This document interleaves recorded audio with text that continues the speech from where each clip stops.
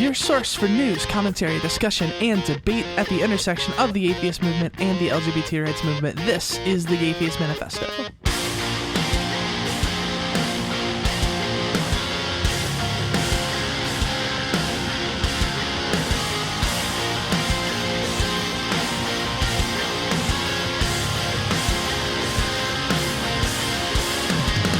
Hello, dear friends, and welcome to the Atheist Manifesto. I am your host, Callie Wright, joined yet again by the amazing and wonderful Ari Stillman. Ari, how are things? Well, they're pretty good. All right. You sound as caffeinated as I feel at the moment, so that's good. That's good. Our guest this week is the gay-at-home dad, Frank Lowe. Frank, welcome to the show. Hi, thanks very much. Happy to be here. Frank has assembled a new anthology of essays called Raised by Unicorns, Stories from People with LGBTQ Parents. Frank, tell me the story of the book. Tell me, what made you think this was the thing to do? Sure. Actually, okay, believe it or not, it wasn't my idea. Kleist Press, who happens to be the nation's largest LGBTQ plus publishing company, they came to me and they said, we have this idea. And I'm like, okay, cool. What is it? And then I took what they kind of, told me, and then I expanded on it, and then I came up with the title Raised by Unicorns, which is obviously like a take on Raised by Wolves, which is fantastic. Thank you. Yeah, no, there was a lot of you should see the cutting room floor. There was a lot of Children of the Scorned. I'm like, no, that's not good. There was a lot, right? Oh, exactly. no. I really went there. I wanted to give them tons of different options, but we settled on that title, and kind of everything from there really just happened organically, kind of blossomed. I needed as diverse as groups of people as I could possibly find. So I wanted to find, people that are young, people out of all races, you name it, with all but sharing the common thread of having an LGBTQ plus parent or parents. So I did. And the result is what I would call, it's jaw-dropping is actually what I would say. And I am myself an LGBTQ plus parent. So hearing some of the responses and how my kid actually might think one day and things like that, it just kind of blew my mind. Yeah, it's an interesting thing. There's this phenomenon when people come out as trans or, any flavor of queer, there's this phenomenon where the people in our lives try to figure out ways to make it about them, right? So we see stories of I came out as trans, so everyone's going to talk to my mom about what it's like to be the parent of a trans kid, right? And so the focus ends up not being on the story of the queer or trans person, and right. and I have a very visceral reaction. That stuff makes me so angry. But in this specific instance, I think being a kid raised by queer or trans parents, I do think there is a sort of valid and unique question of identity to be discussed there. Can you kind of unpack that for me? Yeah, no, you're absolutely right. I mean, the stories are so varied. It's really, there are some that really kind of took on the LGBTQ plus, whatever you want to call it, the struggles and whatnot, and they kind of took them on themselves and became activists, if you will. One of the best stories is she actually, Rebecca Gorman is her name, and she actually got Webster to change the definition of the word gay, because at one point it included lame or something along those lines. So she made this her thing. Yeah, exactly. Right. I mean, but and what else is interesting is something I noticed in all their writing is even Microsoft Word, if you type in my mom's or my dad's, it automatically wants to put an apostrophe in there. It's basically saying it needs to be possessive. Exactly. So these kids can't even talk about, or people can't even talk about their parents without Microsoft Word shoving it in their face, that this is different, if you will. And then some of the stories were also a little more painful. So, they kind of wanted to shy away from having an LGBTQ plus parent. So it really runs the gamut. And then at the very end of the book, I had an interview with the now ex-MLB. Is that right? I'm not a sports person. Major League Baseball. Yes, that's right. Yeah. Player. I had to think about it for a minute. I'm like, is that right? All these acronyms. Anyway, but no, he, Joe Valentine is his name. And he was a pitcher, I think, for the Reds for a very long time. And he came out, if you will, with having lesbian parents. And it was a really nice interview with him, and that's kind of how the book closes out. So it's kind of neat. You get all these stories, and then at the very end, there's this interview that's very raw and cathartic. You can tell for him it was a good talk. So I feel like this book could be studied almost. There's so many various, interesting, fascinating aspects of it. So yeah, well, the thing that I think about, especially for kids with queer or trans parents who aren't queer or trans themselves, there's got to be this weird question of belonging. Like, so much of the sense of community around queerness and transness is a reaction to homophobia, transphobia, and the sort of general shared experience of queerness or transness. So these kids grow up steeped in these communities because they exist in these communities, but in the sense of actually being queer or trans, they're not really part of the community. And so I feel like that's got to be a really interesting conflict. Is any of that explored in the book? It definitely is. Yeah, that kind of actually comes up often because as I sit here and say the acronyms again, LGBTQ+, one of the stories even opens, it's like, well, where's the K for kids? They're technically under the umbrella. But I also have noticed that it does depend on the parent. Like, the more involved the parents were with the community or are with the community, it seems the more that the child would be involved with the community, if that makes sense. So in some of the stories, the parents kind of stayed in the closet, if you will. So therefore it became more shameful for the kids as they got older, and they kind of realized, like, wait, this isn't something to be, scorned upon or whatever. So, it's really, like I said, that was my goal, was to try to find as diverse of stories. I probably got about 70 or 80 or something like that. And I have it down to 14. So. And was there anything in there that really surprised you that, like, you didn't expect? Yeah. I mean, yeah. Oh yeah, definitely. There was a lot in there. Then that's the thing. It just depends on the story. I mean, one of the, I guess, the biggest things that surprised me was the amount of shame that a lot of these people have felt or carried through the years, or how, hearing somebody be called fag or something like that at school, how it affected them, when they know, well, they may not themselves be gay or whatever, but their parents are. And so it's kind of like this constant, you could tell, like, there's almost a constant, like, just a feeling of shame. Like I said, that's really the best way to put it. And that surprised me. And that's something I'm making sure with my son, to this day, that he doesn't feel any shame. I'm really working on that with him because I'm very happily out. But we do live in a rural community. Rural. I said that right. There we go. Yeah. That's a hard one. I always have to, every time I say it, I'm like, rural. But yeah, so, I mean, it really does. Like I said, there is definitely shocking things in there. There was things that you would imagine would be in there. It also depends on the age of the writer, I've noticed. So, like, for instance, I have a 14-year-old, and she's a fantastic writer, and her story is vastly different than the oldest in the book, who I believe was 55. I mean, completely different worlds. So I can only imagine as we revisit, I envision this as a volume. So, like, this would be volume 1. Because I feel like this should be revisited every 5 to 10 years or so, because I know the stories will change, and that's what I think is kind of the crux of the whole book, is that how everybody has their own. It's all these shared experiences, but they're all so personalized. Yeah, so. I imagine there, among at least some kids, there might be a sense of resentment. Like, I'm just trying to be a normal kid. My parents are gay, and I'm getting all kinds of crap at school from it. And, like, I didn't ask for this kind of thing.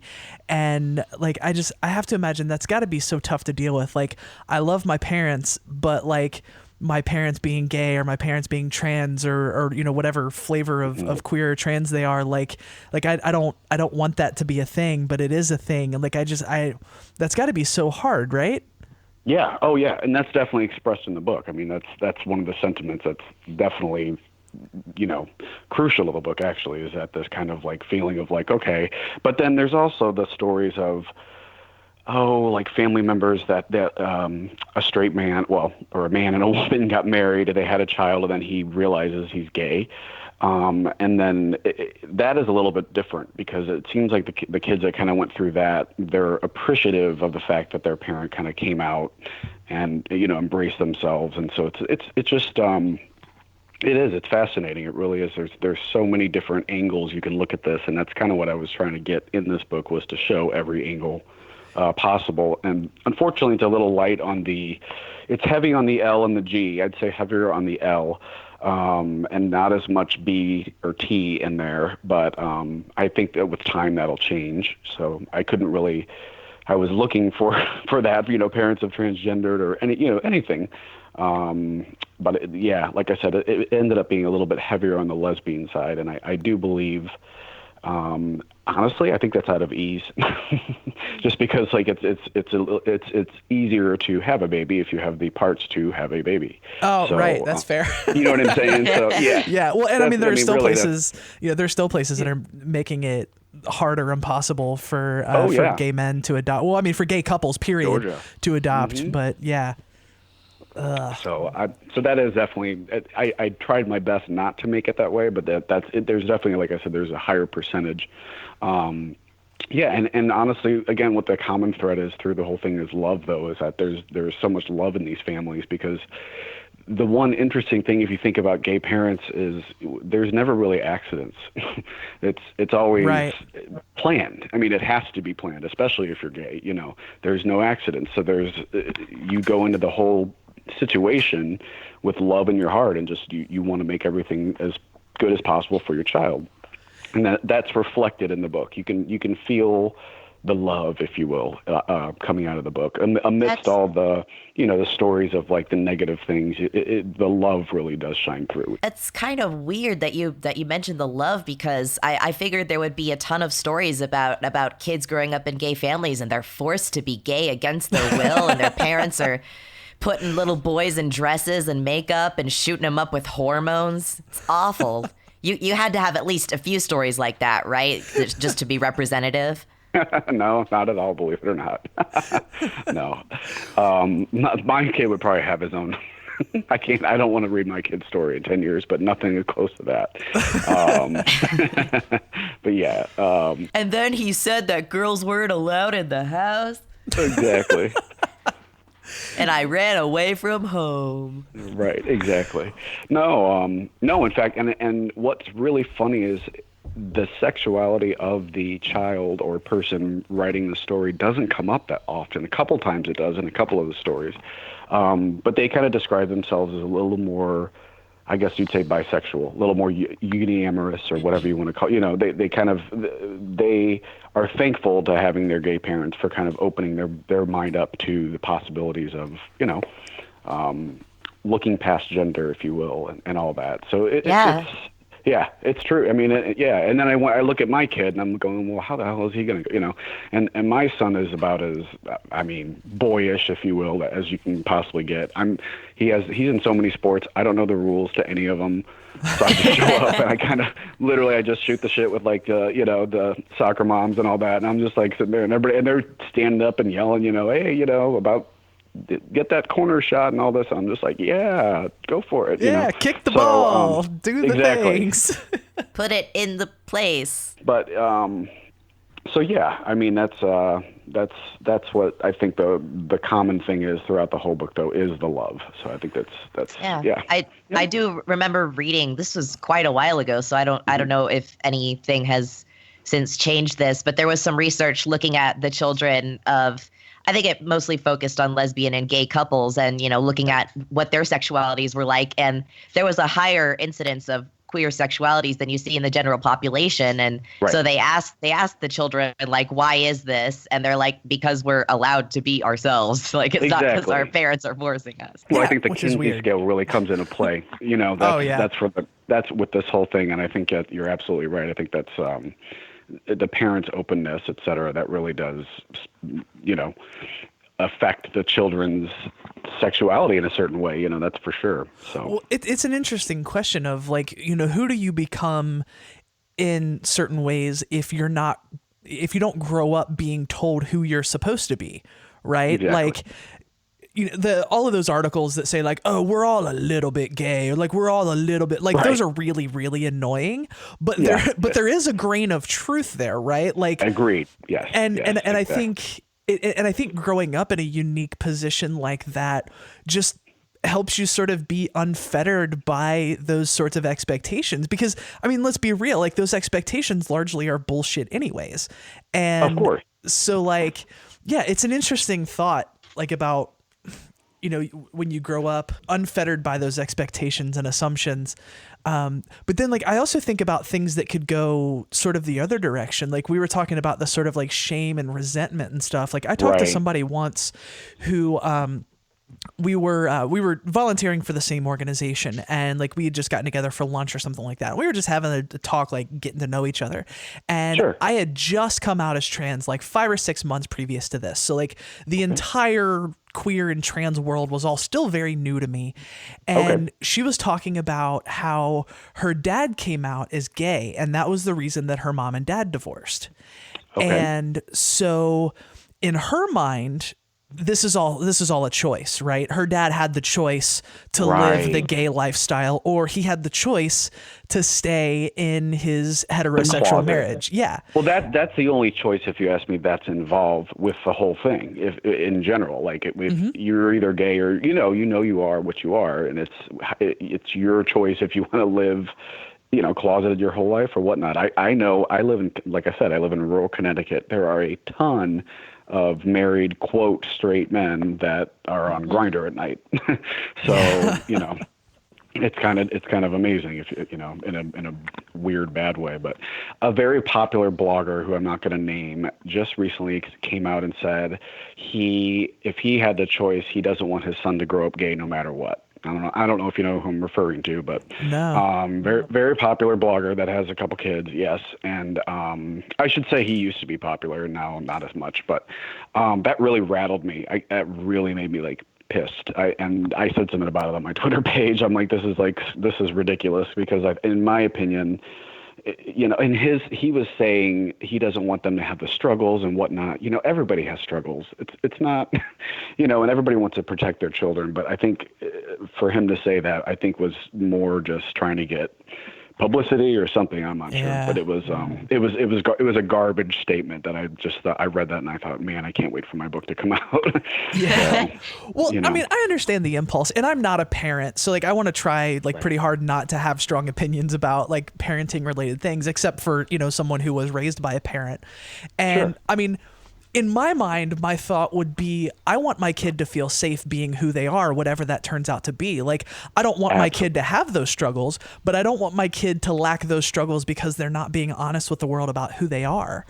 Yep. And, when I came out to my mom, I mean, I was ready for all of the like arguments about like, is there something else going on in your life that's making you think this? Is it a phase? Like Okay. all of the stuff that we always hear, right?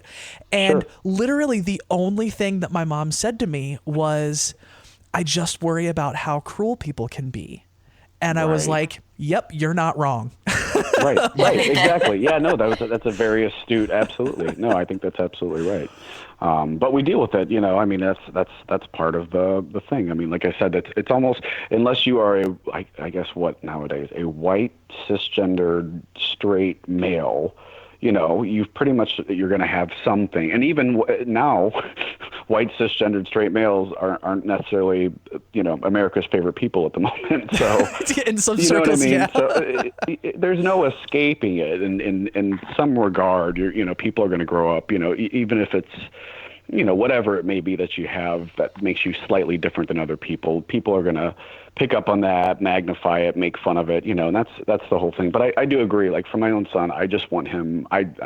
This sounds so cliche, but I just want him to be happy. That's really what I want him to be. And I think under that umbrella of happy would be the confidence that you just spoke of. I want him to be confident about himself. Obviously, that's very important. So, Well, and I think, putting out stories like that is an important part of making that happen, right? Because, again, like Yep. we don't want anyone to have to hide. And part of that is sharing these experiences. And so it's not like telling your kid, well, you should pretend to be this person, or like this is who you should be to make your life easier. It's no, like I'm going to go out into the world and try to move the needle to make it safer for you to be who you are, whoever that turns out to be.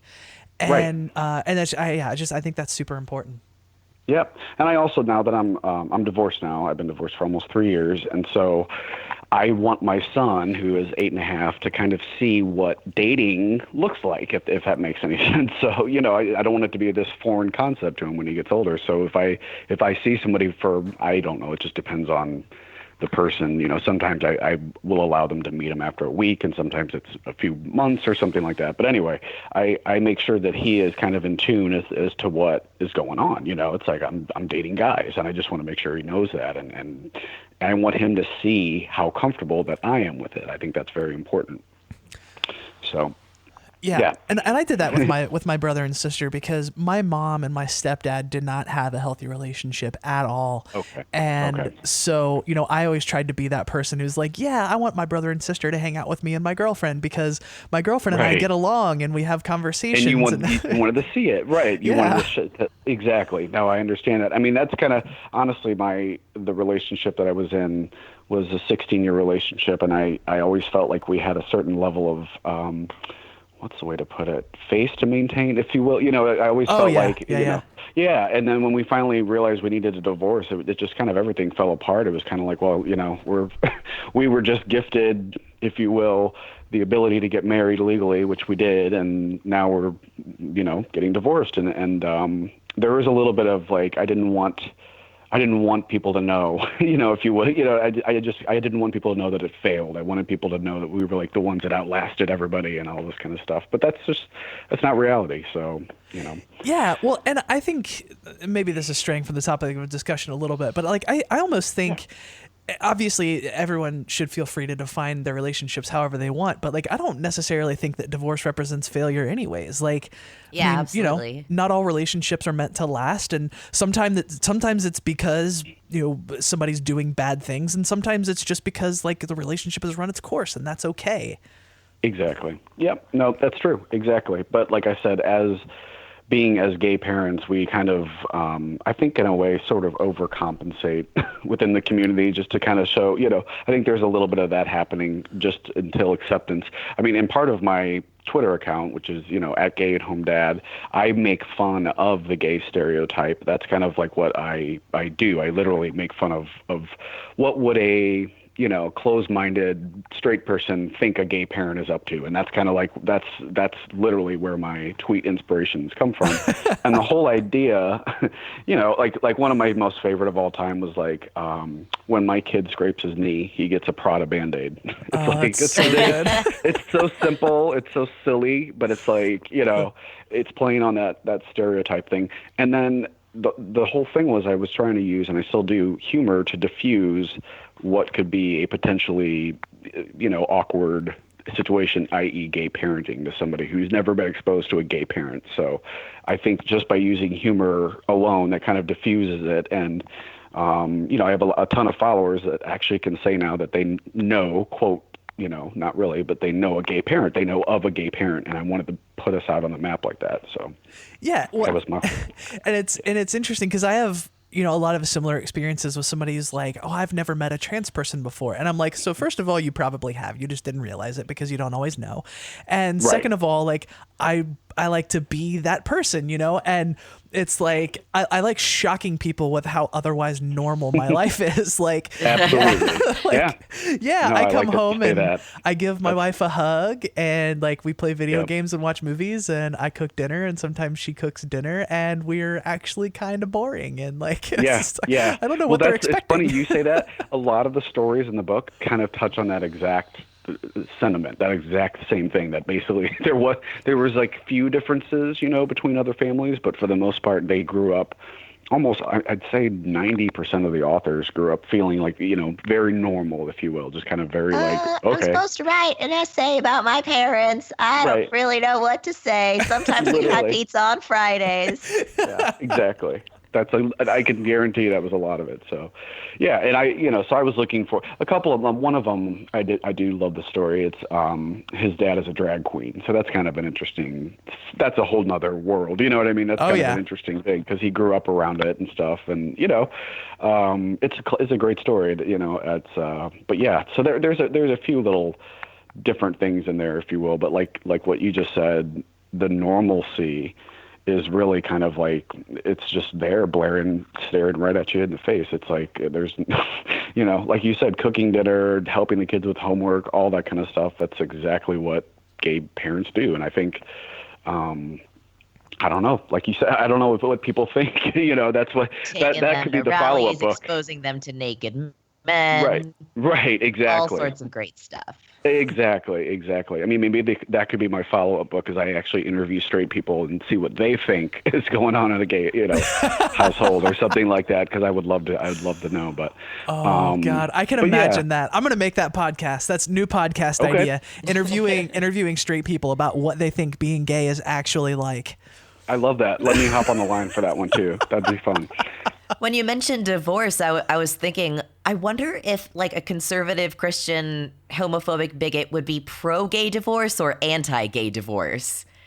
Because on one hand, it's divorce, but on the other hand, it's a dissolution of a gay relationship. So I don't know. I think a very interesting. That's like a conundrum. Yeah, that's a very interesting question. Well, I have seen in my like going down the rabbit hole on conservative Facebook pages, like just trying to figure out how some of these folks think. Oh God, it's interesting the cognitive dissonance involved, because what they will say is that gay people getting divorced is proof that gay people were never supposed to get married in the first place. And I'm thinking, half of you guys get divorced, like literally half of you guys get divorced. 52%. So like, yep. are we now arguing against straight marriage? But of course the logic is different there, right? Yeah, even though it's not. But then the kid doesn't have two parents, but I don't like the two parents, and beep, boop, I fail. Yeah, exactly. I think a lot of that is just like a general disliking of gay people, and that comes from maybe, you know, something that they're feeling inside themselves. That's what I've always felt. You know, homophobia is, there's a lot of internalizing happening. Let's just say that. So, yeah, well, I think that's true, and I don't know. I think it kind of comes back to the sort of somewhat ingrown fear and dislike of things that are different. Yeah, and, absolutely. It's innate.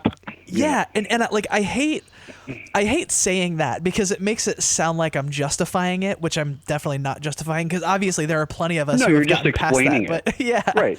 You're just literally explaining it. That's all. It's not justifying it by any means. So, but yeah. But I think, I don't know. I think stories like this are important specifically for that reason, because I think, you know, I talk a lot about sort of like in-group and out-group dynamics, and how, you know, we're willing and able to apply compassion and the benefit of the doubt and everyone to people we see as part of our group, whatever that is.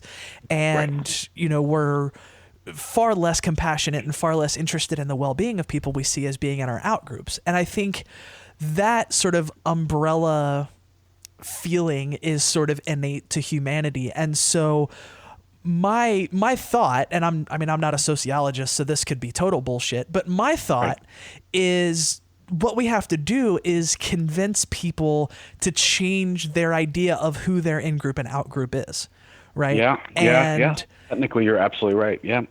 And I hate using the word like normalizing or humanizing, because that's sort of like giving credence to the fact that like being gay or being trans isn't normal, or that like isn't normal in the first human. place. Yeah. Right. Exactly. But like, if we're going to acknowledge the reality of the situation, to most folks it isn't normal, right? And we have to figure out a way. Right. Yeah. Like we have to figure out how we make it seem normal. And that's the reason that storytelling is my thing, right? That like it's what we do on the show. It's what I do every time I give a talk. And like at the end of the day, that's what I try to make every episode of this show in some ways, is we're telling a story about this quote unquote lifestyle, and like, you know, sort of a window into what it's like to be a queer or a trans person in the United States and sometimes even the world. We have international folks on. And and so, yeah, I just think stuff like this is super, super important, and I really appreciate what you're doing, and I appreciate you coming on the show to talk about it. Of course. Well, these kids, you know, they need a voice, and I always say, like, my biggest concern with my son is like him being teased at school for it or something like that. So I'm literally, I probably over ask him, you know, like, hey, buddy, is everything okay? You know, and I probably go a little beyond, you know, other parents, and just making sure that he's not, you know, getting bullied, if you will, or anything like that. But so far we've been fortunate, and that's in a small town even. So it's kind of, here's what I know, like, I'm sure some of them are talking about us, but it's behind our backs. And as long as it stays there and it doesn't surface and come up to my son, then I don't care. It doesn't, I really don't care what people think about me. So, why, and I kind of project that to my son. I'm like, he'll get really bent out of shape over something completely not related to this, but and I'm like, buddy, why do you care? I'm trying to get him like kind of just to that point of like not letting other people affect you as much. And so that's kind of my mantra with parenting, basically. So. Yeah, I feel like that's like the eternal struggle of a parent. Yep. Trying to insulate your kid from that, because everybody gets it, right? Even if you don't have even if you don't have the thing of like, oh, my parents are gay, or any of that kind of stuff. Exactly. So the book is Raised by Unicorns: Stories from People with LGBTQ Parents. It is up for pre-order now, I believe. Is that right? Yeah. It's on Amazon. Yep, absolutely. Yep. Awesome. And I think it's already like ranking up there. I forgot which one of the categories, but it's already starting to go up there. And I'm like, yes, I'm starting to see it. And then I did a video. I have a YouTube channel, and I haven't really done anything on it for years. But I used to do this show with my son called Driving Mr. Briggs, and it was basically like Taxi Cab Confessions meet Kids Say the Darndest Thing, where we just basically get in the car, there's a camera, and I just ask him just silly shit, for like 5 minutes. And we just did we recorded one about Raised by Unicorns. So that's going to be up on my YouTube channel. And that's definitely something worth checking out because it is hilarious. My kid, I feel like, has a future in comedy or acting or something because he really brought it. So, but yeah, it's called Driving Mr. Briggs, and that's on my YouTube channel, which is same name, Gay at Home Dad. Awesome. Well, I will have links to all of those things in the show notes. Oh, cool. Frank, very much appreciate your time. Thanks for what you're doing, and thanks for coming on the show. You bet, Callie. Okay, thank you. Thanks for having me. Really appreciate it. That, my friends, is going to do it for this episode of the Gaytheist Manifesto. If you think what we do here is important, please share this around to your friends. Search the Gaytheist Manifesto on Facebook and Twitter to find us there. I'm at GaytheistCallie on Twitter. You can email us at podcast@thegaytheistmanifesto.com. And does Ari have a thing? No, I didn't want to do a thing, and I don't owe you anything. So if anybody wants to contact me, which they really should think twice about that, just go to like literally any other episode, and you can find my contact information at the end. And it's a lot of emotional labor, and it's just like, it's so much work. I just don't want to do it all the time, So just like, go do the work yourself. Go find my contact information. I don't owe you. That's fair. I support you. We are a part of the Trans Podcaster Visibility Initiative. We're a group of trans podcasting badasses working to bring more trans voices into podcasting and other content creation. Search the Trans Podcaster Visibility Initiative on Facebook for more info. If you want to support the show and the activism we do, you can head to patreon.com/thegaytheistmanifesto, make a per episode donation as little as $1 per episode. And if you can't do that, you can still give us a 5-star rating on Apple Podcasts and share us around to your friends. It all helps, and it all makes a difference. Before we go, I want you to know that if you're lost, you're hurting, you're scared, if you feel like no one cares and no one understands, you need to know there's a community out here that loves you, cares for you, knows that you're capable of amazing things, and that you are worthy of love. If you're struggling, please don't be afraid to reach out. Until next time, friends, this is the Gaytheist Manifesto. I didn't mean it. Please don't be mad at me. I just ran out of time, okay?